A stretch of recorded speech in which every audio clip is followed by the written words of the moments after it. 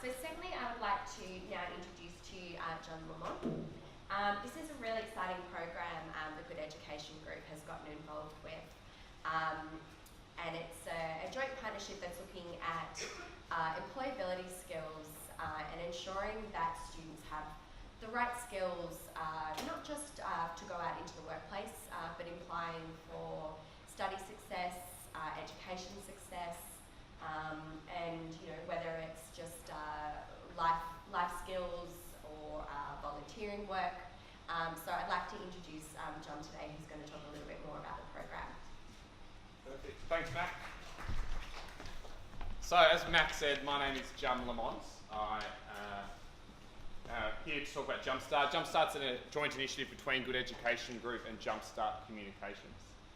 Jumpstart works with young people and supports schools in building those really vital transferable skills, or soft skills, life skills that you hear about all the time. We do this by delivering really energetic, engaging programs that are all developed around the Core Skills for Work developmental framework, a nice big fat document that I'm sure most of you have seen from the Australian government.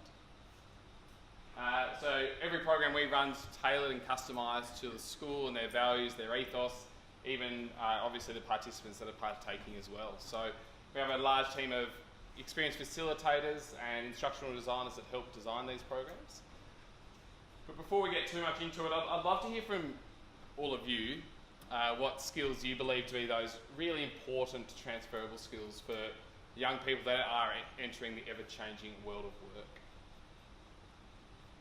I think Christine touched on a few. Communication, she was going to shout out from the back. Collaboration, yeah.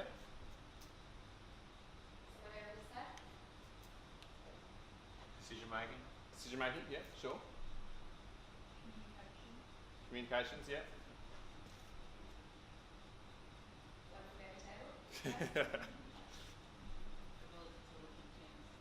Yeah, okay, absolutely. And understand the diverse teams in the workplace. Adaptability. Adaptability to change, a big one that keeps coming up, absolutely. So there was a study done by the AAGE, which is the Australian Associate of Graduate Employers. They surveyed around 100 employers, and the big ones for them that the employers were saying were important was communication and interpersonal skills being the two big ones, but also collaboration and teamwork, problem solving, leadership, achieve results, and the really interesting ones, motivational fit. So for a young person to be able to articulate why they might want to work for a certain organisation or employer, and also have a little bit of business acumen and understanding what that business actually does. A lot of employers are saying that young people coming in actually don't know too much about the business that they're applying for. And the other ones that kept coming up, adaptability to change, we said over here, flexibility, resilience continues to be a major one. Creativity, critical thinking, the customer-centric, their drive, innovative mindset, and that kind of thing.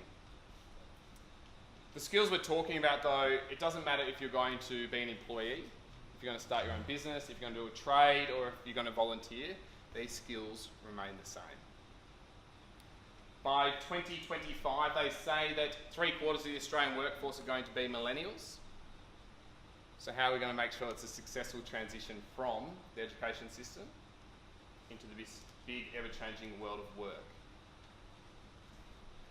I think these skills that we're talking about haven't actually changed for 100 years. They were still the same skills employers were looking for 100 years ago, but the world around us has changed. Okay? Digital technology has obviously brought with it unprecedented opportunities, but it's also been damaging for these skills. For a young person, they could almost live entirely in a virtual world. By the time they game all day, they sit in there and chat in chat rooms, they get their food delivered to their door, they haven't actually interacted with anyone, so they haven't been building these skills. If we hone in on a really specific market for a moment, and that's the graduate market, so obviously those leaving university to enter a graduate-specific role, so it's a very specific area, it's become extremely competitive. This year alone, NAB had 9,000 applicants for 140 roles. extremely competitive, and the skills that separated the different candidates were these transferable skills we're talking about. If we look at the graduate recruitment process for a minute, that also has changed and become increasingly intense. In general, this is how a graduate recruitment process works. They'll start with an online application and screen them through there. So I'll obviously have to upload CVs, upload any degree types, all that kind of thing. From there, they'll go to online psychometric testing. From there, they'll go to a video screen. A video screen is like a one-way Skype. So a question will pop up on the screen. They've got 30 seconds, and then they have to articulate their answer in about 2 minutes into the computer screen. They do that 3 or 4 times. It's all recorded, goes back into the system, and there's professional video screening assessors that assess those. If they make it through there, they'll make it to an assessment centre, which isn't dissimilar to what we're in now. They'll invite probably 60 candidates in at once, tables of 6. Tasks will come up that are timed, and then there'll be 2 or 3 assessors at each table walking around marking them on everything from communication skills, their interpersonal skills, their leadership, their collaboration, their presentation skills, their creativity, their problem solving, whatever's important to the business.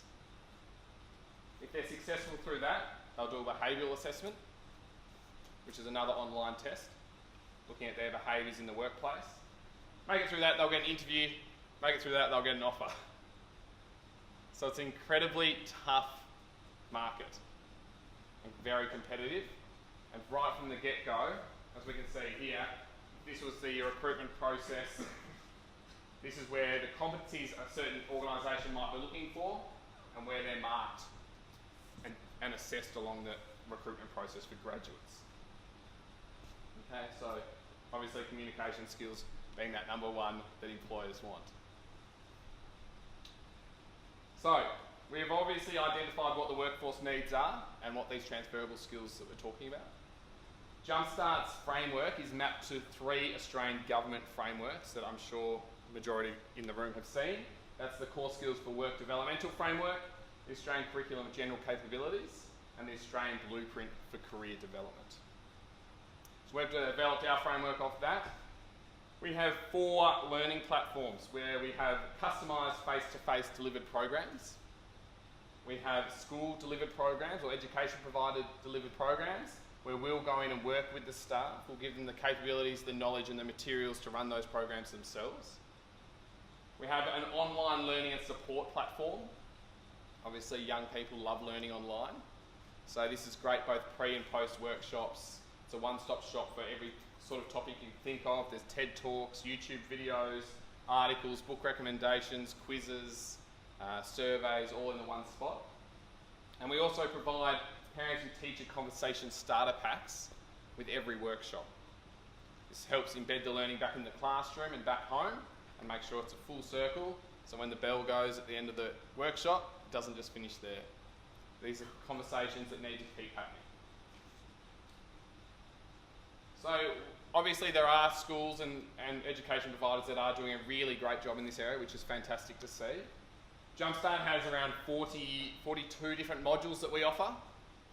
They're currently in 3 clusters, but that's a development for framework. So it doesn't mean they need to be done in any specific order, that all of them need to be done. It's a matter of finding what's really important to you and customising that to that certain group that you're working with.